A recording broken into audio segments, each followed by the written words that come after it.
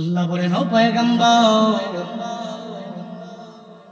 আপনার দিলটাকে আমি আল্লাহ বড় মায়া দিয়া বানাইলাম। আমি রবের অনুগ্রহের কারণে আপনি সবার সাথে ভালো ব্যবহার করতে পারেন, ভালো আচরণ করতে পারেন, জুনুবি করতে পারেন। আমি রবের অনুগ্রহের কারণে আপনি এদের সাথে ভালো ব্যবহার করেন। জুরু আচরণ যদি করতেন, কেউ আপনার আশেপাশে থাকতো না। আল্লাহ পাক বলেন, এই পুরা আলামিনের রব হলাম একনিষ্ঠ আমি আল্লাহ, একমাত্র আমি আল্লাহ। আর এই পুরা আলামিনের জন্য রহমত করে আমি আল্লাহ দুনিয়াতে আপনারে পাঠাইলাম। আলামিনের রব হলাম আমি রব, আর এই আলামিনের জন্য করুণা দয়া বানাইয়া আপনারে পাঠাইলাম। ওয়ামা আরসালনাকা ইল্লা রাহমাতাল লিল আলামিন।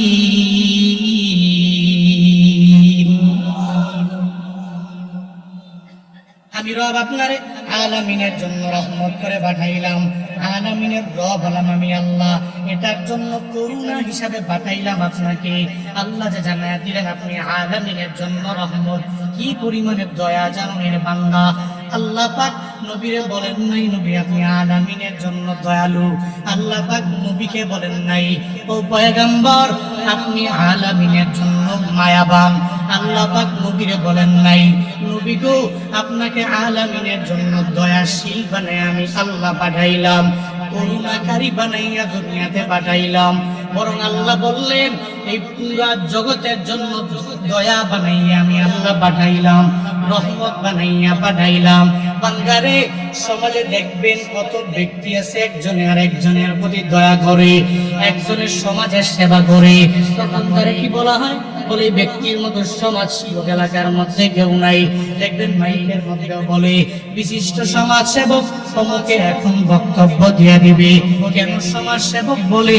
ওই ব্যক্তির দিলটার ভিতরে মায়া আছে। সমাজের কোনো ব্যক্তি বিপদে পড়ে গেলে সেবায় নিয়োজিত বান্দা নিজে হয়ে যায়, এই কারণে ওই ব্যক্তির সমাজ সেবক বলে। একজন আর একজনের প্রতি দয়া দেখাইলে বলে এই ব্যক্তিটা অনেক বড় দয়ালু, তার মনটাতে দয়ায় পরিপূর্ণ ভরা। কিন্তু একজনে যদি দয়া দেখাইতে দেখাইতে দেখাইতে লিমিট যদি ক্রস করে ফেলে, তখন সমাজের লোক তারে বলে এই ব্যক্তির পুরা দিলটাই তো মায়া দ্বারা ভরা।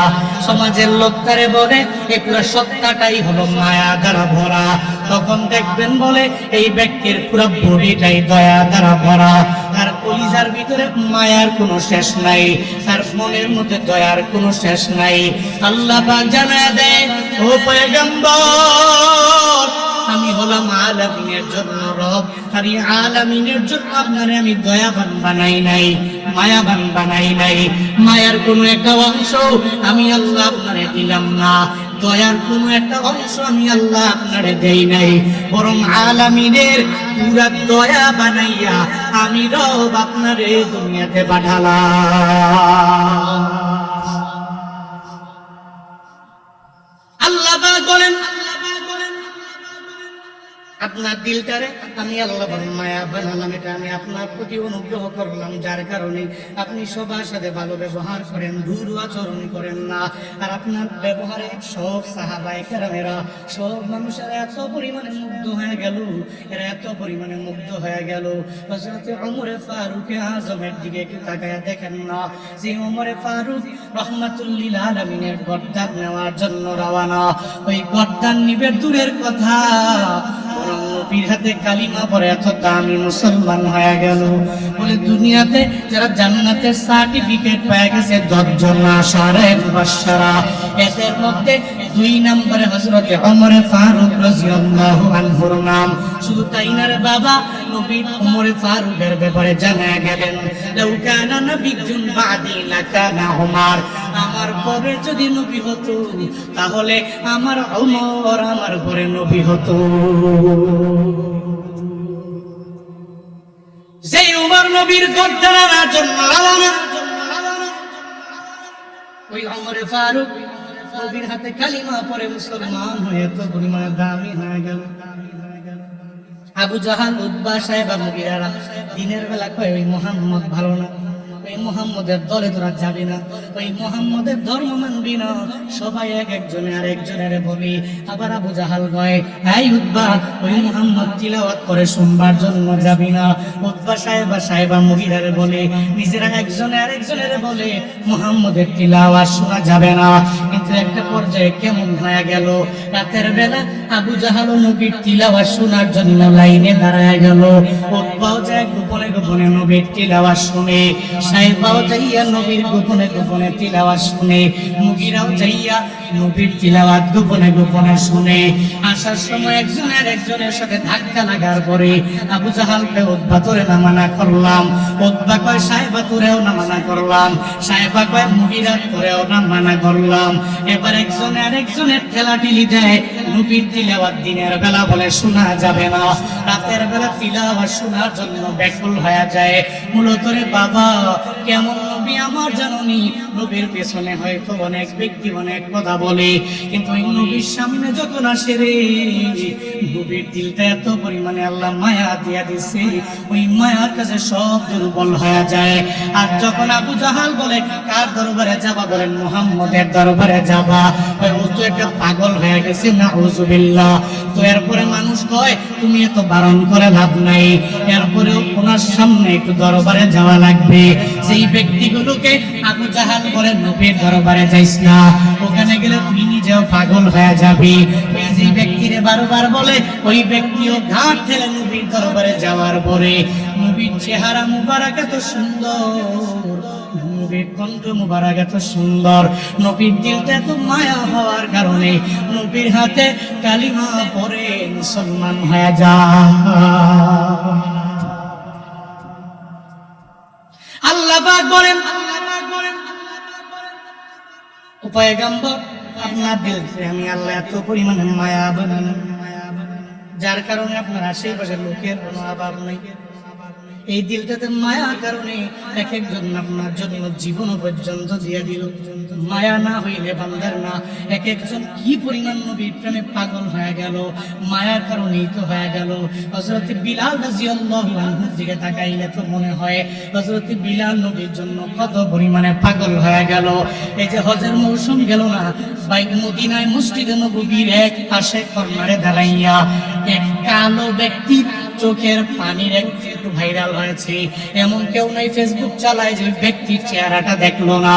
অনেকে তার চেহারা প্রথমবার থেকে চোখের পানি ফেলায় কান্না করে। কেন কান্না করে? কারণ ওই ব্যক্তির নবীর প্রতি এত পরিমাণে মায়া দেখে। তখন ব্যক্তি আমরা নিজেরাও এত আফসোস করলাম আর চিন্তা ভাবনা করলাম, নবীর প্রতি এত দরদ আমার নাই। আজকে নবীরে আমি ভালোবাসি, নবীরে এত পরিমাণে মহাব্বত করলাম, নবীরে আমি অনেক ভালোবাসি, এটা আমার জবান দিয়ে আমি বললাম। কিন্তু আমি চোখের পানি ফালাইয়া নবীর জন্য কান্না করে একটু সুন্নতের আমলগুলো করতে পারলাম না। মদিনায় নবীর রওজায় গিয়া আমি চোখের পানি ফালাইয়া কান্না করতে পারলাম না।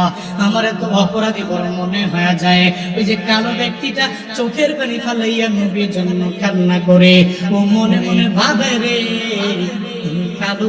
হযরত বেলাল তো এত পরিমাণে কালো ছিল, কিন্তু কালো বেলাল এত পরিমাণে দামি হয়ে গেছে।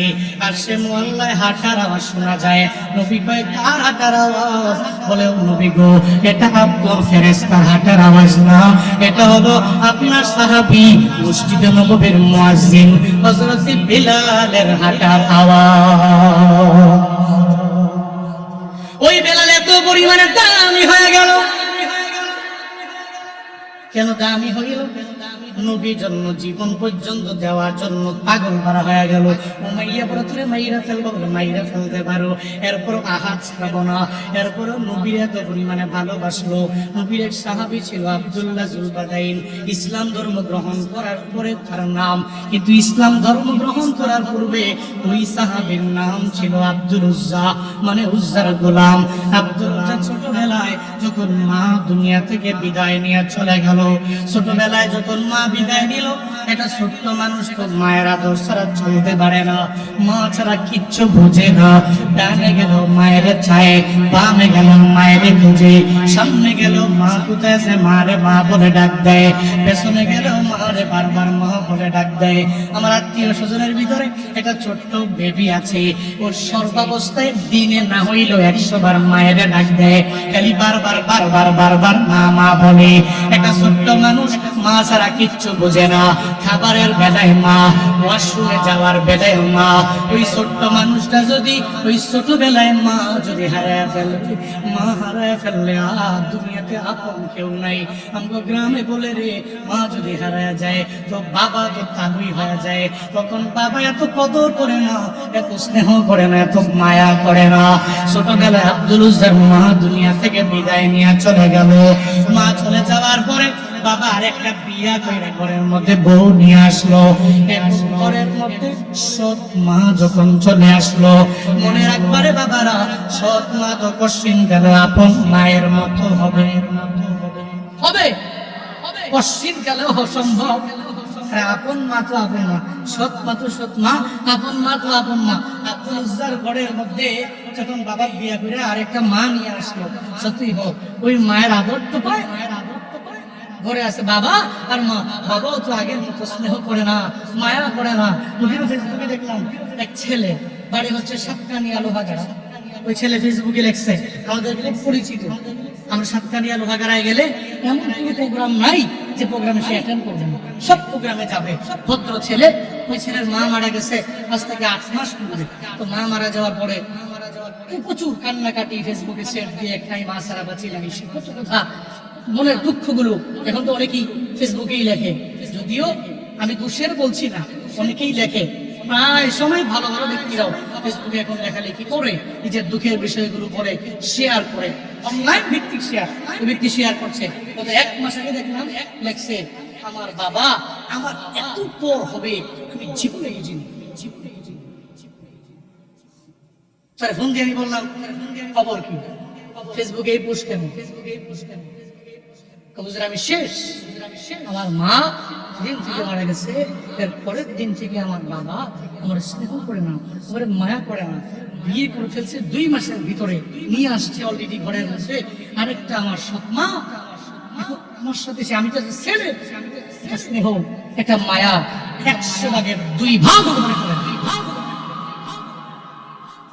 কষ্ট কি কম না বেশি? বলে না কেন, কম না বেশি? আপন মা তো আপন মা, সৎ মা তো সৎ।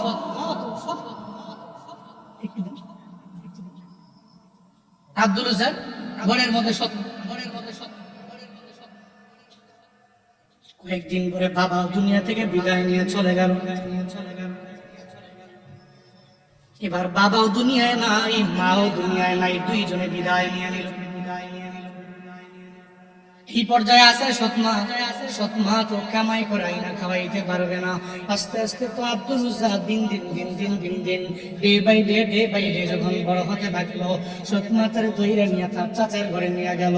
আব্দুল উজ্জা চাচার দরবারে যায়, চাচাকে জানা দেয়, ও আব্দুল উজ্জা চাচারে, এই আব্দুল উজ্জারে আপনার ভাতিজারে আপনার কাছে হ্যান্ডওভার করে দিয়ে দিলাম, তারে দেখাশোনা করার দায়িত্ব আপনার, তারে আপনি দেখে শুনে রাখবেন, তারে আপনার কাছে রাখবেন।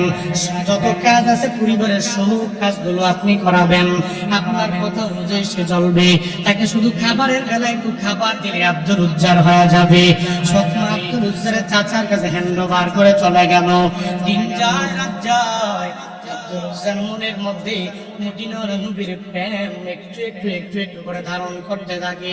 একটা পর্যায়ে নবীর প্রতি প্রেম আর ভালোবাসার সাগরের মধ্যে যখন ডুব দিবে ভাব, ওই পর্যায়ে একদিন চাচার সামনে খাবারের প্লেটটা নিয়ে যখন বসে গেল, এবার চাচা খায়, ভাতিজা আব্দুল উজ্জা খায় না।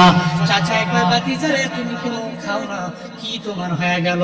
একবার বলার পরে ভাতিজা কিছু বলে না, আবার বলে ভাতিজারে তুমি কেন খাও না, এরপরেও কিচ্ছু বলে না, এরপরে আবার বলে ভাতিজারে তুমি কেন খাও না, এরপরেও কিচ্ছু বলে না। আব্দুল যাবে সঙ্গে সঙ্গে জানায় দেয়, চাচারে আপনি মদিনায় একজন নবী আছে, ওই নবীর নাম আপনি শুনছেননি, ওই নবীর ব্যাপারে আপনার ধারণা কি, এই ব্যাপারে আমার একটু বলবেননি। এবার আব্দুল রাজ্জাক চাচা জানায় দেয়, ভাতিজারে ওই মদিনায় একজন নবী আছে, ওই নবীর নাম হলো মুহাম্মদ সাল্লাল্লাহু আলাইহি ওয়াসাল্লাম। ওই নবীর ব্যাপারে জানি, আসমানের নিচে জমিনের উপরে ওনার মতো সম্মানী কেউ হতে পারে না, ওনার মতো আল্লামীর এই জমিনের মধ্যে কেউ হতে পারে না, ওনার মতো ভালো মানুষ এই দুনিয়াতে কেউ হতে পারে না, ওনার মতো ভালো চরিত্রের অধিকারী এই দুনিয়াতে কেউ হতে পারে না। কেন বলে জানুনি, একটা বিধর্মী হওয়া সত্ত্বেও নবীর প্রেমে পাগল বাড়া হয়ে যায়, যদিও কালেমা পড়ে মুসলমান হয় না, এরপরেও আমার নবীর আখলাকের মধ্যে একটু দাগ লেগেছে, কেউ বলতে পারবে না। ওই নবীর চরিত্র নিয়েও কিছু কথা বলতে কেউ পারে নাই, কিন্তু বর্তমানে আইসা কিছু কুলাঙ্গার বের হয়ে গেছে, দেখবেন মাঝে মাঝে মুসলমানদের দিলের মধ্যে আঘাত দেওয়ার জন্য আমার মদিনাওয়ালা নবীর নিয়ে কটূক্তি করে, এমন সেকুলার বাংলার জমিনে আসে না না। আব্দুল উজ্জার চাচা বিধর্মী, এরপরও জানায় দিল, ভাতিজারে আমি মুহাম্মদ নবীর নাম শুনছি, ওই মুহাম্মদ নবীর মতো দামি কেউ হতে পারে না। ওই নবী সম্মানী মানুষ, ওই নবী ভালো মানুষ, ভালো চরিত্রের অধিকারী ওই নবী। এই কথা বলার পরে সঙ্গে সঙ্গে ভাতিজা জানায় দেয়, ও চাচা আমার, ওই নবী ভালো মানুষ, ওই নবী ভালো চরিত্রের অধিকারী, চলেন না দুইজনে ওই নবীর হাতে কালিমা পড়ে মুসলমান হয়ে যায়, তাহলে তো দুইজনের দামি হয়ে যাব।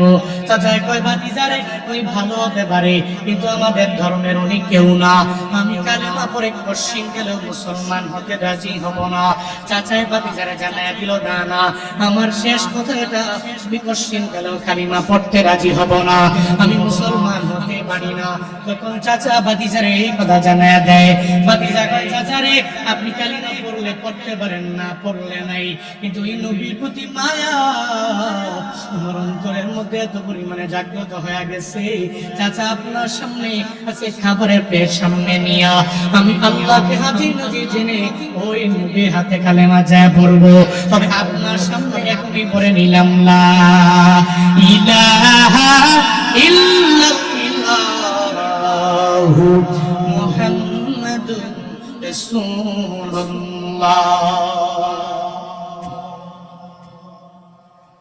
আব্দুল রাজ্জাক কালেমা পড়ে আবার মুসলমান হয়ে গেল। চাচার মাথা গরম নাকি ঠান্ডা? হ্যাঁ, তোরে এত আমার টাকা পয়সা দিয়ে তোরে পালি, আমি করি আওয়ামী লীগ, ঠিক বুঝেন নাই? তোরে এত কষ্ট করে পালি, তুই আমার কাজ, আমার গুণগান গাছ, আমি এমপির গুণগান না গাই, তুই আরেক এমপি পিছনে ঘুষ, বুঝেন নাই? বাস্তবতা চলতেছে।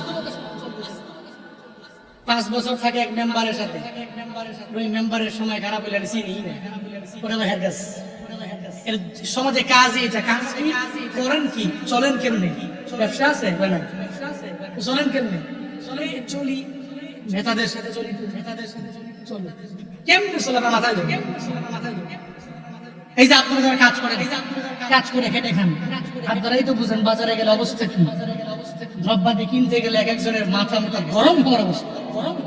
বউয়ের সাথে খারাপ ব্যবহার করে, টাকা নাই, বউ বলতেছে এটা লাগবে, আপনি বলতেছেন এটা নাই, চলে না আর কয়দিন, চলে না আর কয়দিন, বেতনটা পাইলে করি, কিছু টাকা পাইলে করি, প্রত্যেকটা পরিবারে একই তো হারাত, একই হারাত। কি আমার খাস, আমার কাজ, আমি তোরে বালি, আমার ধর্ম বাদ দিয়ে ওই ধর্মে গেলি, কে বলে চাচা ভাতি যাবে। আব্দুল রাজ্জাক সঙ্গে সঙ্গে জানায় দিল, কালিমা পড়ে পড়ে মুসলমান হয়ে গেল। এখন আপনি যা করার তা করতে পারেন, কিন্তু এই কালিমা আমি ছাড়তে পারবো না। সঙ্গে সঙ্গে চাচা জানায় দেয়, তোর পরনের সব কিছু তো আমার, তুই আমি যা দিয়েছিলাম সব হলো আমার, এক এক করে সব তুই আমার হাতের মধ্যে দিয়ে দাও, আমি সবগুলো নিয়ে নিয়ে চলে যাব। আব্দুল রাজ্জাকের অসুবিধা নাই, আপনার আমি সব দিয়ে দিতে রাজি, তবু আমি আমার ইমানটাকে বিক্রি করতে রাজি হব না। একবার যারা ইমান আনে, একবার যারা মুসলমান হয়ে যায়, এরপরে তো মুসলমান হয়ে যাওয়ার পরে ও তো মুরতাদ হয়ে যেতে পারে না, ও তো নাস্তিক হয়ে যেতে পারে না। আল্লাহ এবং নবীর প্রতি যেই ব্যক্তির বিন্দু থেকে বিন্দু মাত্র পরিমাণ মায়া আছে, ও পশ্চিম গেল এই দল ছেড়ে যেতে পারে না, এই মিল্লাত ছেড়ে যেতে পারে না, এই পতাকার ছায়া তল বাদ দিয়ে অন্য পতাকার ছায়ার মধ্যে ঢুকতে পারে না। আব্দুল রাজ্জাক ভাই কি কি দেওয়া লাগবে বলেন? যা আছে সব কি আমারে দিয়ে দাও। এক এক করে পরনের যা আছে সব দিয়ে দিল, শুধু পরনের লুঙ্গিটা বাকি রাখলো। কারণ 70 টাকা লাগবে, ইয়াং মানুষ 70টা যদি না রাখতে পারে তাহলে তো হবে না। এবার কয় চাচা যা আপনি আমারে দিয়ে দিচ্ছেন সব আমি আপনারে এক এক করে দিয়ে দিলাম। চাচা কয় বাতিজারে না না, তোর পরনের লুঙ্গিটাও তো আমি চাচার টাকায় কেন, এই পরনের লুঙ্গিটা তুই যদি আমারে না দাও তাহলে তুই কালেমা বাদ দেওয়া লাগবে, ইসলাম থেকে খারিজ হয়ে যাওয়া লাগবে, ওটাকে বাদ দিয়ে আমার ধর্মে আবার আসা লাগবে। কি মূর্তি পূজা করবা, পরনের লুঙ্গিটা পর্যন্ত আমার টাকা কেন, এটাও কি আমারে দেওয়া লাগবে। আব্দুল রাজ্জাক সঙ্গে সঙ্গে চোখের পানি ছেড়ে দেয়, আমার মাওলা দরবারে চোখের পানি ফেলে কান্দে। আল্লাহ, আমি গরিব মানুষ, এই দুনিয়াতে আমার মা নাই, আমার বাবাও নাই, আমি বড় এতিম, আমি বড় অসহায় হয়ে যাওয়ার কারণে চাচার ঘরের মধ্যে আমি এমন পালিত হয়ে গেছি। আজকে কালিমা পড়ে মুসলমান হয়ে গেলাম। আমার নবীর প্রতি মায়া অন্তরের মধ্যে আমার থাকার কারণে পরনের লুঙ্গিটা পর্যন্ত আমার চাচায় বলে দেওয়ার জন্য, আল্লাহ গো আমি পরনের লুঙ্গিটা পর্যন্ত দিয়া দিতে রাজি, এরপরে আমি আমার ইমানটাকে বিক্রি করতে রাজি হতে পারি না। পরনের লুঙ্গিটা টান দিয়ে নিচের দিকে নামায় খুলে বলে, চাচা লুঙ্গিটা আপনার টাকায় কেনা, ধরেন আপনারে দিয়ে দিলাম। এরপরেও এই দিল থেকে ইমানটা বিজড়িত করতে পারবেন না, এরপরে এই দিল থেকে মদিনাওয়ালা নবীকে যে একবার জায়গা দিয়ে দিলাম, এটাকে আপনি দূরে সরাতে পারবেন না। চাচার কাছে এই লুঙ্গিটা দিয়ে এই লঙ্গ শরীরে দৌড়াইয়া ওই সৎ মায়ের দরবারে চলে যায়। সৎ মায়ের ঘরের দরওয়াজার সামনে গিয়ে দাঁড়াইয়া দরওয়াজার এক পাশে দাঁড়াইয়া বলে, মা দরওয়াজাটা খুলো, আমি আব্দুল রাজ্জাক তোমার ঘরের মধ্যে আসলাম। একবার ডাক দিছে, দুইবার ডাক দিছে, তিনবার ডাকের পরে আব্দুল রাজ্জাক মা ঘর থেকে বের হয়ে দেখে আব্দুল রাজ্জাক বডির অবস্থা ভালো না, উলঙ্গটা শরীর নিয়ে ইয়াং মানুষ সামনে দাঁড়ায় গেল। মা তো লজ্জায় সংকোচ বোধ হয়ে গেল, আনিজি ফিল করলো। মা বলে, আব্দুল রাজ্জাক এমন কি হালাত, দৌড়াইয়া ঘরের মধ্যে চলে গেল। আব্দুল রাজ্জাক চোখের পানি ফেলাইয়া জানায় দেয়, মা এই দুনিয়াতে আমি ছোটবেলায় মা হারাইছি, এই দুনিয়াতে আমি বাবা হারাইছি, সব আমি হারাইয়া চাচার ঘরের মধ্যে আমি লালিত পালিত হয়ে গেলাম। চাচার সামনে বসে যখন আমি কালিমা পড়ে মুসলমান হয়ে গেছি, আমার চাচা আমার সবগুলো কেড়ে নিয়ে গেছে। এমনকি পরনের লুঙ্গিটা আমি চেয়েছি যে আমি নিয়ে আসবো, চাচা আমারে বলেছে না না, পরনের লুঙ্গিটা পর্যন্ত তুমি আমারে দেওয়া লাগবে। আমি পরনের লুঙ্গিটা পর্যন্ত আমি তোমার চাচার কাছে হ্যান্ডওভার করে দিয়ে আসছি। আমি আপনার সামনে দাঁড়ায় গেলাম, মারে সদরটা ঢাকার জন্য কিছু থাকলে তুমি আমারে দিয়ে দাও, এটা আমি পরে মদিনাওয়ালা নবীর দরবারে চলে যাব, মদিনাওয়ালা নবীর দরবারে আমি চলে যাব।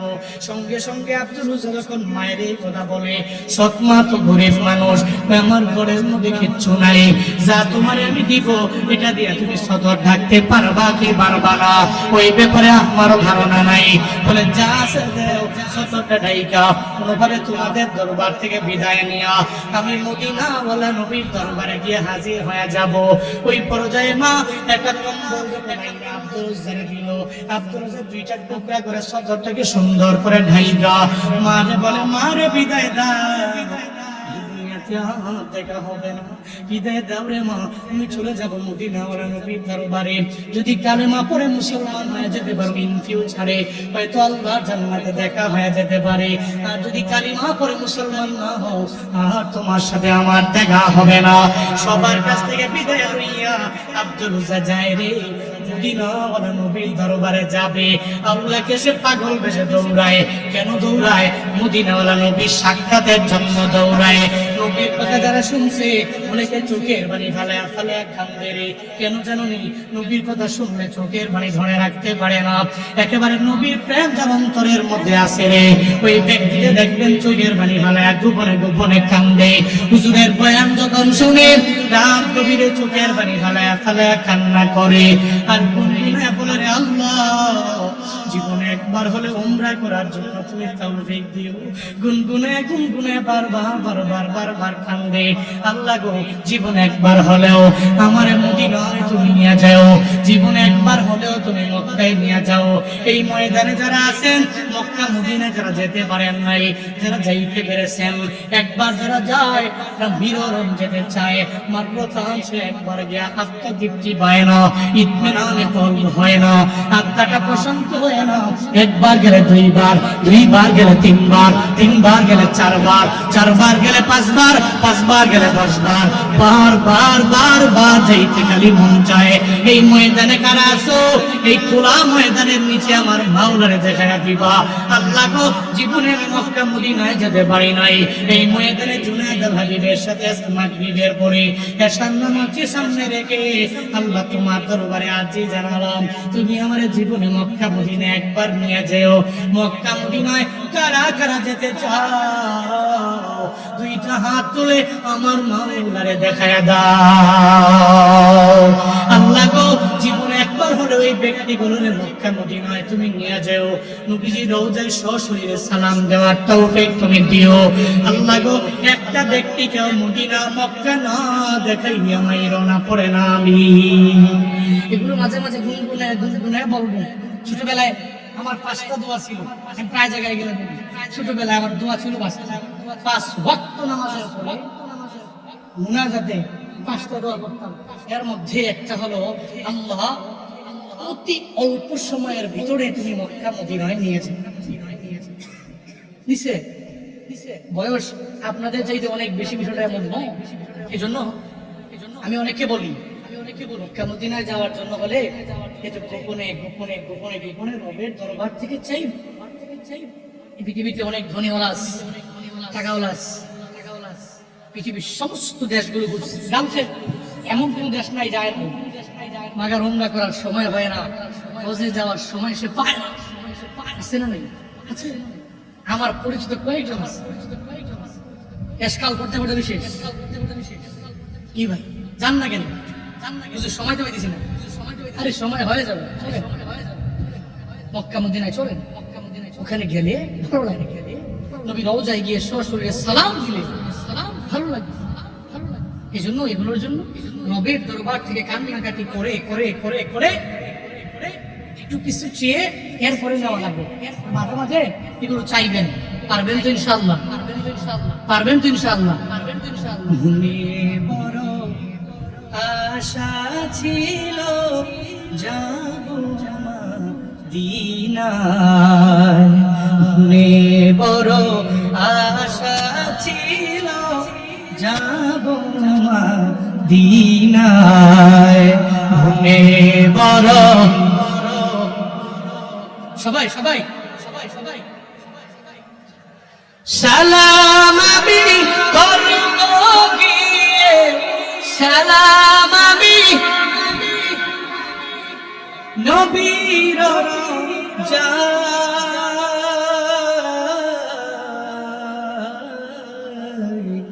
মনে বড় যাব মদিনায়, মনে বড় আশা ছিল আরব সাগর পাড়ি দিব,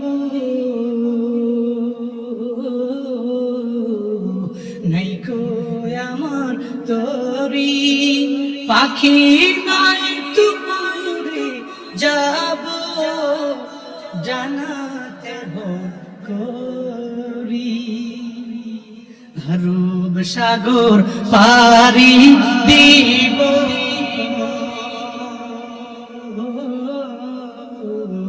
নাইকো আমার করি পাখি নয় তুমি যাব জানাতে করি আমার আশায় আছি সম্বল নাই আশায় আছি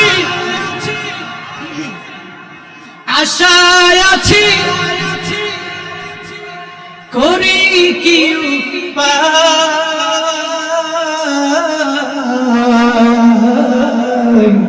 মনে বড় আশা ছিল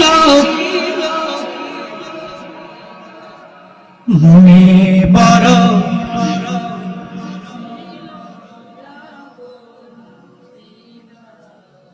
মনে বড়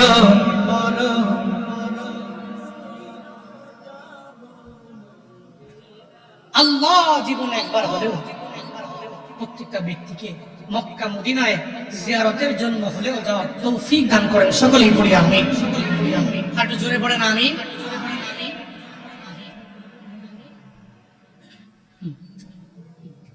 আজানগুলো শেষ হোক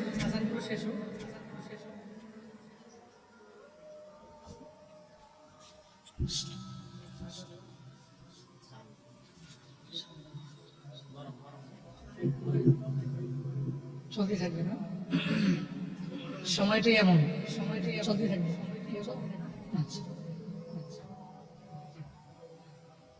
আব্দুল উজ্জা নবীর দিকে রওনা নবীর দরবারে যান মসজিদে নববীতে নবী সাহাবায়ে কেরাম নিয়ে বসা আব্দুল উজ্জা গিয়ে দরওয়াজা দিয়ে উকি মারে নবীজি বলে কে সাহাবায়ে কেরাম আব্দুল উজ্জাকে নিয়ে নবীর দরবারের সামনে হাজির করালেন এবার রহমাতুল্লিল আলামিন বললেন কে তুমি কি তোমার পরিচয়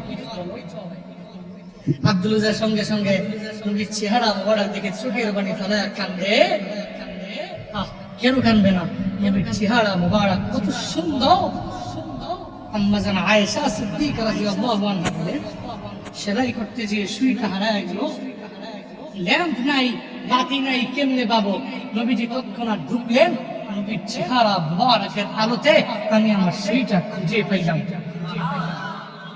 সুবহানাল্লাহ বাড়ি যায় কইেন আর একটু আওয়াজ করে সুবহানাল্লাহ আব্দুল উজ্জা রাহমাতুল্লিল আলামিনের চেহারা মোবারক দিয়ে চোখের পানি ফেলায় কান্দে নবী কয় কে তুমি কি তোমার পরিচয় তুমি আমারে জানো আব্দুল উজ্জা কয় নবী গো আমি এতিম মানুষ এক নম্বরে আমার পরিচয় দুই নম্বরে এতিম হওয়ার কারণে এই যে কম্বলটা গায়ে দিয়ে সদর ডেকে আমি আপনার দরবারে হাজির হয়ে গেল এ দুনিয়াতে আমার মাও নাই আমার বাবাও নাই আমার কেউ নাই এজন্য আমি কালেমা পড়ে মুসলমান হয়ে যাওয়ার পরে আমার চাচা আমার এই হালাত করেছে আমি আপনার দরবারে হাজির হয়ে গেলাম আপনার সান্নিধ্যে আমি চলে আসছি নবী নবী আব্দুল উজ্জার এই কথা শুনে নবীর চোখের পানি ফেলায় কান্দেরে কারণ নবী এতিমের কথা সহ্য করতে পারে না এতিমের দিকে তাকাইলে নবী নিজের মনটারে বানাইতে পারে না কারণ নবী তো একজন এতিম নবী ছিল দুনিয়াতে আসার পরে যিনি বাবার আদর পায় নাই বাবার চেহারা কেমন মদিনাওয়ালা নবী দুনিয়াতে আসার পরে দেখে নাই নিজের মার 6 বছর বয়সে হারিয়ে ফেলল 8 বছর বয়সে নিজের দাদারে পর্যন্ত হারাইয়া নবী এত পরিমাণে এতিম হয়ে গেল ওই এতিম নবী এমন কোন ব্যক্তি নাই যে বলতে পারবে প্রমাণ করতে পারবে নবী হাত হেঁটে যাচ্ছে একজন এতিম নবীর পাশ দিয়ে হেঁটে যাচ্ছে নবী তার মাথার মধ্যে হাত বুলায় নাই এমন কোন প্রমাণ এমন কোন দলিল কেউ দেখাতে পারবে না একজন এতিম নবীর পাশ দিয়ে গমন করছে নবী তার মাথার মধ্যে হাত বুলায় দিছে কারণ নবী এতিমের মর্ম বুঝে আব্দুল উজ্জা হলো এতিম মদিনাওয়ালা নবী জানায় দেয় আব্দুল উজ্জা রে তুমি কালিমা পড়ে মুসলমান হয়ে গেছো তোমার নাম কি বলে আব্দুল উজ্জা বলে মা বাবার রাখা এই আব্দুল উজ্জার শিরকি নাম তোমার থাকতে পারে না তুমি তো উজ্জার গোলাম হতে পারো না তুমি তো পশ্চিম কালেও কোনো মূর্তির বান্দা হতে পারো না মূর্তির গোলাম তুমি হতে পারো না ও আব্দুল উজ্জা রে আমি তোমার নাম এই জায়গায় আমি নিজের মুখে আমি তোমারে দিয়ে দেব এই সাহাবায়ে কেরাম নিয়ে আমি তোমার নাম দিয়ে দেব আল্লাহর কাছে যে দুইটা নাম দিও একটা হলো আব্দুল্লাহ আর আরেকটা হলো আব্দুর রহমান। এই দুইটা নাম মাওলার দরবারে সর্বাধিক প্রিয়। এখন তো আব্দুল্লাহ নাম রাখে না, ওই আব্দুল্লাহ নাম রাখলে বুড়া বুড়া বুড়া বুড়া লাগে, আব্দুর রহমান নাম রাখলে বুড়া লাগে। ওই আব্দুর রহমান কোন এলাকার মাতবরের নাম? তোমার বক্তব্যরা কেমন না বুড়া, 80 বছরের বুড়া। আমার বুড়ার নাম আব্দুর রহমান হতে পারে না, বলবে যে নামটা বুড়া হয়ে গেছে। বাবার নাম বুড়া হতে পারে না, পিঙ্কি পিঙ্কি সিংকে নাম কোন মুসলমান রাখতেও পারে না। আব্দুল্লাহ আব্দুর রহমান আল্লাহর দরবারে সর্বাধিক প্রিয় নাম। মদিনার নবী জানায়া দিলেন, আব্দুল উজ্জা রে, এতদিন পর্যন্ত উজ্জার পূজা করেছ বলে তোমার নাম আব্দুল উজ্জা হয়েছে। আজকে থেকে আব্দুল উজ্জা না, আজকে থেকে আমি নবী তোমার নাম দিয়ে দিলাম আব্দুল্লাহ জুলবাদাই। কি নাম? আব্দুল্লাহ জুলবাদাই। নবীর হাতে কালিমা পড়ে মুসলমান হইয়া এত দামি হয়েছে আব্দুল্লাহ জুলবাদাই। কেন এত পাগল তারা? কেন নিজের পরিবার, নিজের আত্মীয় স্বজন, নিজের প্রতিবেশী সব ছেড়ে কেন নবীর দরবারে যায়? কেন নিজের জীবন দিয়ে দেয়? হযরত হামজা জীবন দেয় না, নবীর জন্য জীবন দিয়ে দিচ্ছে। নবী বলছে তোমার রুখসত দিছি, অন্তত পক্ষে বাসর ঘরে উদযাপন করো, উহুদের ময়দানে যাওয়া লাগবে না। যখন শুনছে কুতিলা মুহাম্মদ, নবীকে দুনিয়া থেকে বিদায় করে দেওয়া হয়েছে, উহুদের ময়দানে যাওয়া নিজে দৌড়ে গেছে, জোশ নিয়ে ওখানে যুদ্ধ করে দুনিয়া থেকে বিদায় নিয়েছে, দামিও হয়েছে। নবীর জন্য এত পাগল কেন? কালো সাহাবী আসওয়াদ বিয়ের জন্য মাল সামানা কিনবে, দৌড়ে যাচ্ছে, শ্বশুর টাকা দিছে, ওগুলা নিয়ে মাল সামানা কেনার জন্য বাজারের দিকে রওনা। প্রতিমধ্যে যাওয়ার পরে কে যেন বলে, যুদ্ধ তো শুরু হয়ে গেছে, আসওয়াদ তুমি এদিকে বিয়ের মালামাল কেনার জন্য তোমার বাজারের দিকে রওনা। বিয়ের মালামাল কিনবে, ওই টাকা দিয়ে বাজারে গিয়ে তরবারি কিনবা। যুদ্ধের ময়দানে যে নিজের জীবনটা বিলীন করে দিয়েছে, এরা কেন করেছে? নবী এদের সাথে রূঢ় আচরণ করেছে বলে এরকম করেছে, এমন নয়। নবীর দিনটাতে আল্লাহ পাক এত পরিমাণে মায়া দিয়েছে, যে মায়ার কাছে এরা দুর্বল হয়ে গেছে। নবীর সামনে গিয়ে কালিমা পড়ে পড়ে পড়ে এরা মুসলমান হয়ে গেছে। ধৈরাই কি এত সাহাবী নবীজির না তো নবীর আচরণ, নবীর আখলাক মারামারি করে, কাটাকাটি করে, জোর করে না, জোর করে ধর্মান্তরিত করার মাধ্যমে নয়, মারামারির মাধ্যমে নয়, ঝগড়ার মাধ্যমে নয়, কাটাকাটির মাধ্যমে নয়, বরং নবীর সুন্দর আখলাক দিয়া। এতগুলো সাহাবী বিদায় হজের ভাষণে নবী যেদিন আরাফাতের ময়দানে দাঁড়ায় ভাষণ দিয়েছে, ওদিন নবীর সামনে 1 জন 2 জন 10 জন সাহাবী ছিল এমনটা নয়, কারণ নবীর সামনে সাহাবায়ে কেরাম ছিল 1.25 লাখ সাহাবা। সুবহানাল্লাহ পড়বেন না? আওয়াজ করে পড়বেন না?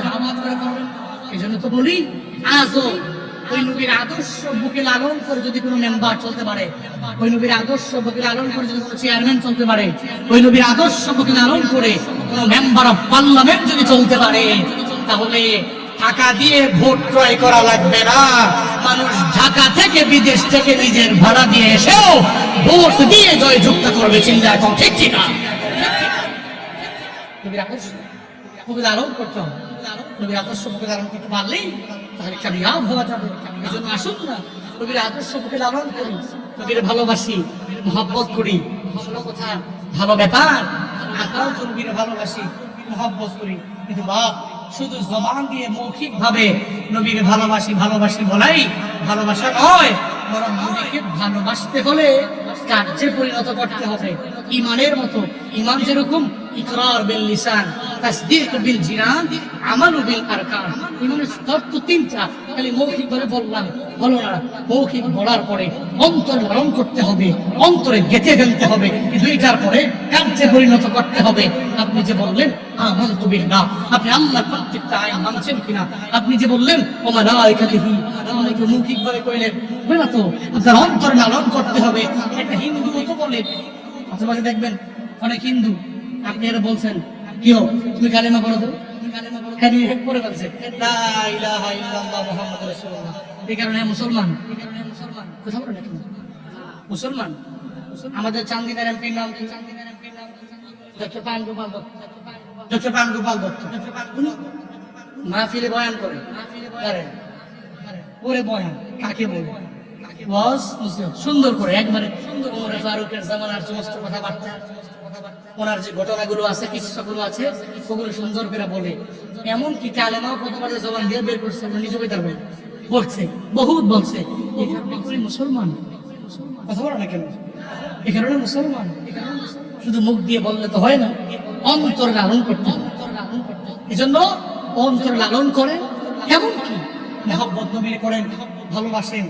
নবীর ভালোবাসলে নবীর ডিকশনারিতে কোনো গালি নেই আছে, নবীর অভিধানে, নবীর কথাবার্তায় এমন কোন ব্যক্তিকে দেখাতে পারবে নবী একটা বিধর্মীকে পর্যন্ত গালি দিয়েছে, দেখাতে পারবেন? আমি আহলুস সুন্নাত ওয়াল জামাত ধরেন, আমি একজন ধরেন, আমি যদি হই, তাহলে আমি যদি কালকে যে একজন গালি নবীর চরিত্রে, নবীর গুণে, নবীর সিফাতে গালি নাই, নবীর ডিকশনারিতে গালি নাই, আপনি গেলে গেছেন। একজনের মুনাসিব হয় নাই, ভালো লাগে নাই, গালি দেওয়া কি এর সমাধান? কেন মতের একটু অমিল হলে কেন মারামারি, কেন ঝগড়াঝাটি? ভাই আমরা যারা মনে করি আমি হক, সমস্ত ব্যক্তিরা বাতিল, আপনি ভুলে আছেন। দোয়া করছেন, নবীজি শিক্ষা দিয়েছেন আমাদের, আল্লাহুম্মা জাআলনি সাবুরা ওয়াজআলনি শাকুরা ওয়াজআলনি ফি আইনি সাগীরা ওয়া ফি আ'য়ুনি মুনাফিকা। মানে কি বুঝলেন?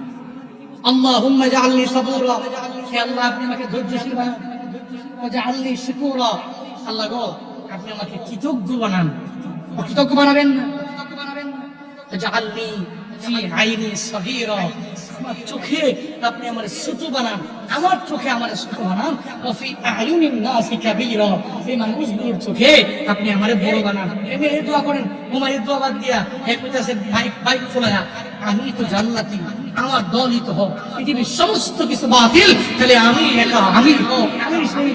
অথচ জীবনের শেষ মুহূর্ত পর্যন্ত নামাজ আপনার উপরে ফরজ, আপনি সূরা ফাতিহা পড়তে হবে। কি পড়তেছেন? আল্লাহ ইহদিনাস সিরাতাল মুস্তাকিম।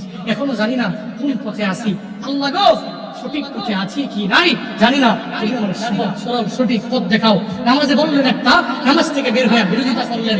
আমি যদি আমার মতের অমিল হওয়ার একজন ব্যক্তি দেখি, তুই ওহাবি, মতের অমিল হলেই কি করছে, এগুলো কেন ভাই? মুসলমান বুঝান, গালি দিয়েন না, ধমক দিয়েন না।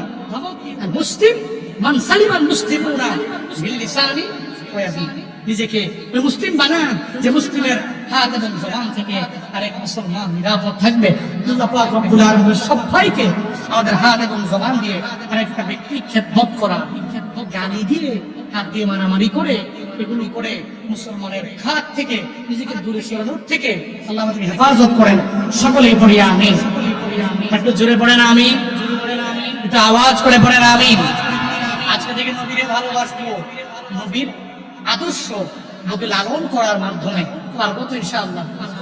আল্লাহ আমি বক্তাকে পালন করার তৌফিক দান করেন, আল্লাহ প্রত্যেকটা শ্রোতাকে পালন করার তৌফিক দান করেন।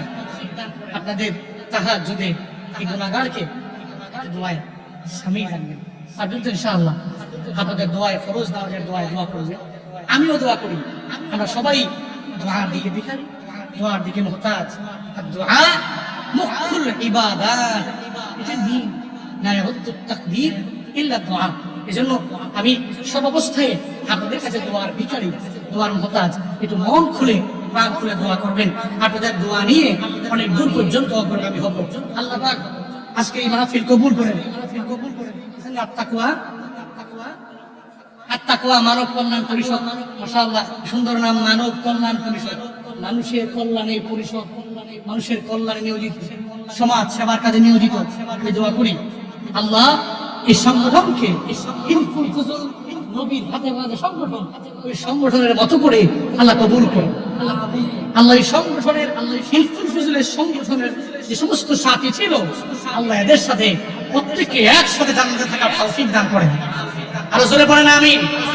এইসব সংগঠন সমাজের জন্য উপকার, এই মানব কল্যাণ সংগঠনকে আপনারা সাপোর্ট দিবেন, বিরোধিতা করবেন না, পারবেন তো ইনশাআল্লাহ। আল্লাহ বাক্সে তৌফিক দান করেন। বারাকাল্লাহু লানা ওয়া লাকুম ফিল কুরআনিল আযীম ওয়া নাফা'না ওয়া ইয়্যাকুম বিল আয়াত والذكر الحكيم فاستغفروه إنه هو الغفور الرحيم. والسلام عليكم ورحمة الله وبركاته. لا ضد لهم ولا ند لهم ولا مثل له. ونشهد أن سيدنا وسندنا وحبيب ربنا وطبيبنا وطبيب قلوبنا ومولانا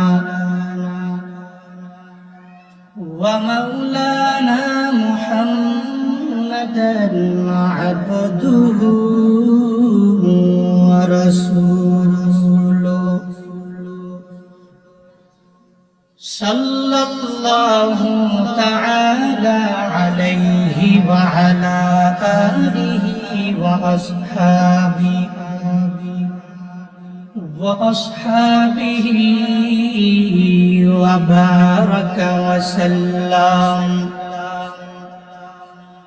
وبارك وسلم تسليما كثيرا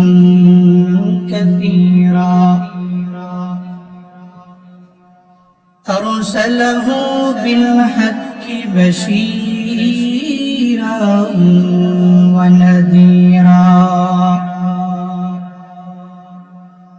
وداعيا إلى الله بإذنه وسراجا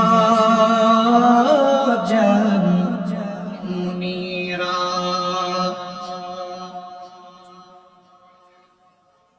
أما بعد فأعوذ بالله من الشيطان الرجيم. بسم الله الرحمن الرحيم.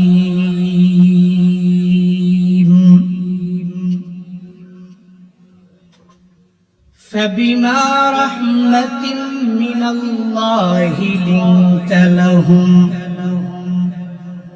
ولو كنت فظا غليظ القلب لانفضوا من حولك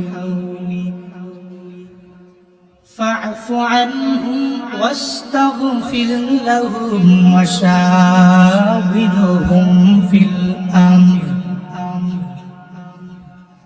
فإذا عزمت فتوكل على الله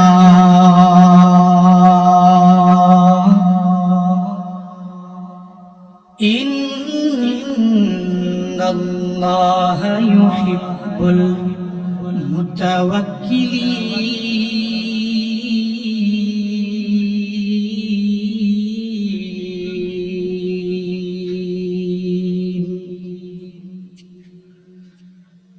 صدق الله مولانا العظيم وصدق رسوله النبي الكريم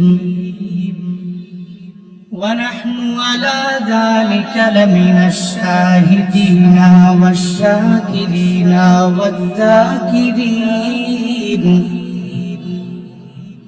والحمد لله رب العالمين.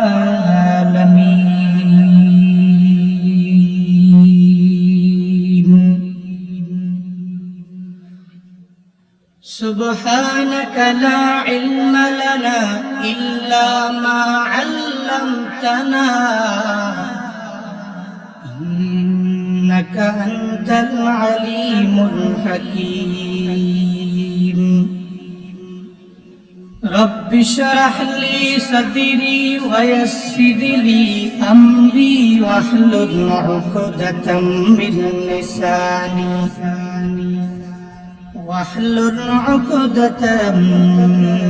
من لساني يفقه قولي. ربي زدني علما ربي زدني علما. রব্বি জিদনি ইলমা রব্বি ইয়াসসির ওয়া লা তু'আসসির ওয়া তাম্মিম আলাইনা বিল খাইর।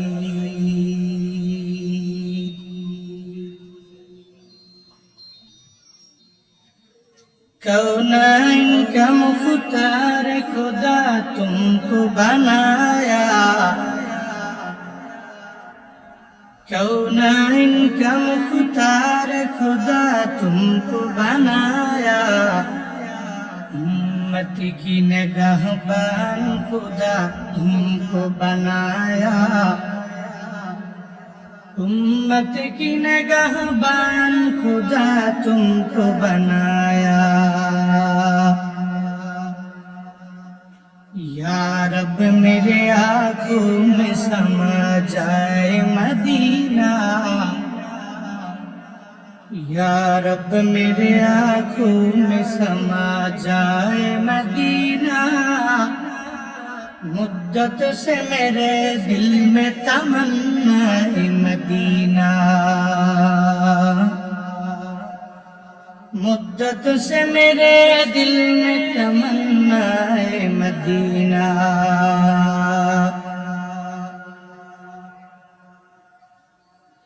আত্তাকওয়া মানব কল্যাণ পরিষদের উদ্যোগে আয়োজিত প্রথম বার্ষিক ইসলামী মহাসম্মেলন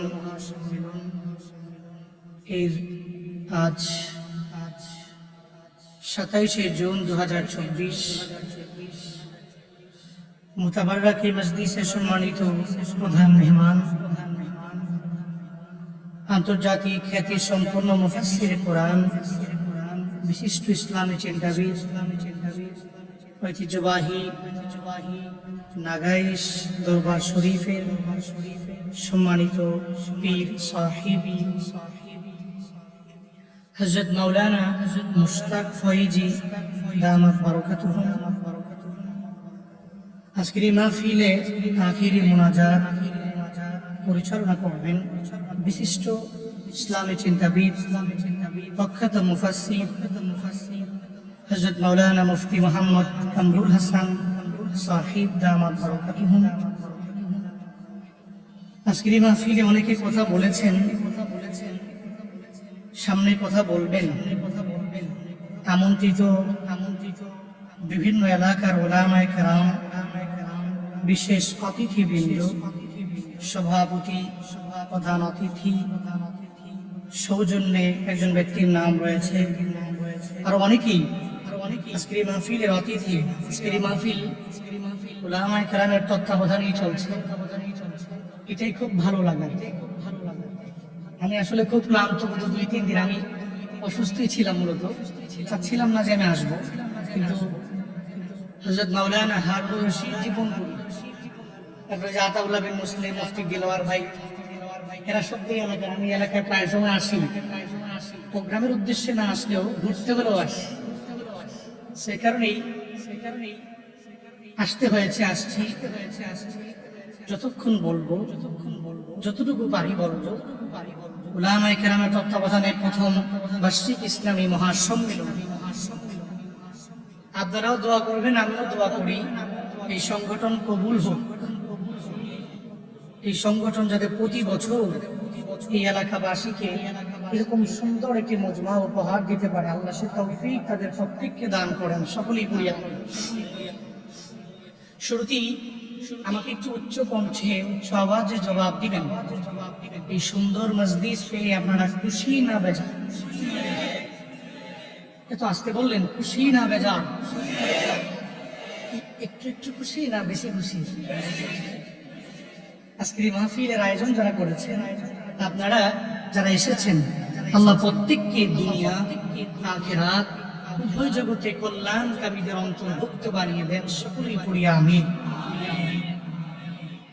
সম্মানিত হাজিরিন, আমরা শুরুতে একটু আল্লাহকে রাজি করি। আল্লাহকে খুশি করি যে আল্লাহ পাক সমস্ত বিপদ আপদ থেকে হেফাজত করে, সমস্ত বালা মুসিবত থেকে হেফাজত করে, আল্লাহ পাক দুনিয়াবি ঝামেলা থেকে আমাদেরকে হেফাজত করে। এত সুন্দর বেহেশতের বাগানে আসার মতো, বসার মতো, কিছু বলার এবং শোনার মতো তৌফিক দান করেছেন। ওই রবের দেওয়া জবান দিয়ে, শক্তি দিয়ে, রবের শেখানো কালিমাতুশ শুকর সকলের প্রাণ খুলে মন উজাড় করে চিল্লায় একবার করে সমস্বরে পড়ি আলহামদুলিল্লাহ। একটু উচ্চ কণ্ঠে আবারও আল্লাহকে খুশি করি পড়ি আলহামদুলিল্লাহ। সকলে আমার সাথে পড়েন রব্বানা লাকাল হামদ হামদান কাসীরান তাইয়িবান মুবারাকান ফীহি ইয়া রাব্বি লাকাল হামদু কামা ইয়ানবাগি লিজালালি ওয়াজহিকা ওয়া আযীমি সুলতানিকা। لك الحمد بالقرآن لك الحمد بالإسلام لك الحمد بالقرآن। আমরা প্রশংসা করলাম, একটু জোরে বলেন। আল্লাহ নাম দিলে গুনাহ হবে। প্রশংসা করলাম কার? মুমিন সর্বহালাতে প্রশংসা করে কার? ধনী অবস্থায়, মধ্যবিত্ত অবস্থায়, গরিব অবস্থায়, নাকি ধনী হলে আল্লাহকে ভুলে যাওয়া লাগে, সেলিব্রিটি হলে আল্লাহকে ভুলা লাগে, একেবারে গরিব হয়ে গেলে, বেলেবার হলে, দিন মজুর হলে আল্লাহকে ভুলা লাগে। আমাদের অবস্থার পরিবর্তন হয়। যেমন ধনী ব্যক্তি টাকা পয়সার গরম হওয়ার কারণে অনেক আছে যে সমাজে মানুষকে মানুষ মনে করেন, অনেকে শোহরত পেয়ে গেছে, মশহুর হয়ে গেছে, সেলিব্রিটি। ইচ্ছা করি ভাব কাপ নিয়ে চলাফেরা করে, সেলিব্রিটি সব আমার চিনে, দেখলে ছবি তোলে, এই সেই করে, কত কিছু করে, এই ভাব নিয়ে চলে, পরিবর্তন হয়। এতটুকু বুঝে না, অহংকার তো আল্লাহর চাদর, মানুষের নয়। আল কিবরিয়া উরিদারি ওয়াল আযমাত ইজারি ফামান নাযাআনি ওয়াহিদান মিনহুমা তাযাবতুহু ফিন। হাদিসে কুদসিতে আল্লাহ বলেন, অহংকার আমার চাদর, আযমত অরত্ব লুঙ্গি, এই দুইটা নিয়ে যারা টানাটানি করবে আমি এদেরকে জাহান্নামে নিক্ষেপ করব। নাউযুবিল্লাহ বলবেন। অহংকার তো আল্লাহ করতে পারে, আর আসমানের মালিক কে? জমিনের মালিক কে? আমার খালিক কে? আমার মালিক কে? বলেন না কে? একটুটুকুই গত 3-4 দিন আগে অত সুন্দর কথা বলতে পারছি, 2 দিন যাবত গলা ভেঙে গেছে।